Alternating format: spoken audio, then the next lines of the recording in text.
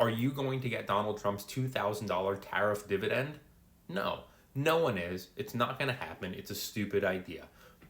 But what would I do with $2,000 if it did happen? I'm going to tell you in a second. This video is only 3 minutes, but if you don't have the time to watch it right now, make sure you hit that save button so you can come back and watch it later, because you're really going to want to know what I plan to do with my 2,000 bucks that we're not going to really get.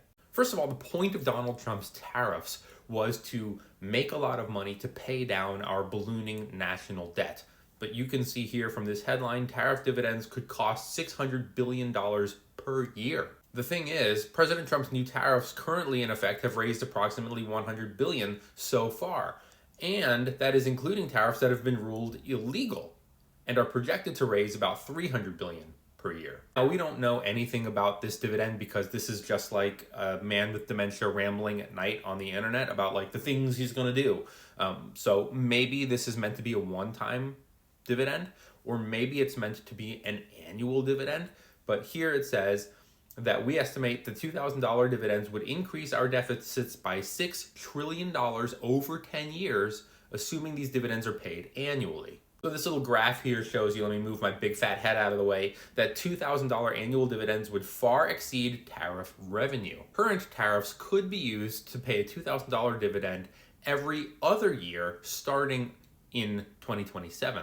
So not this year, not next year, maybe in 2027. Now, the whole point of Trump doing these tariffs was to lower our deficit. But paying a dividend would mean that that money, that income, could not be used to reduce the deficits. If we did get a $2,000 dividend, some people are going to run out and buy new clothes, they're going to go shopping, they're going to buy a new fancy TV or an Xbox. Someone's going to do something really stupid and spend $500 on one of these Starbucks baristas. Now, in the world of investing, $2,000 isn't a whole lot, but if Trump gave us that dividend, he's not going to, I would just use it to buy a handful of shares in companies I already own. But if that's too complicated for you and you're a new investor, I'm going to show you a much easier approach.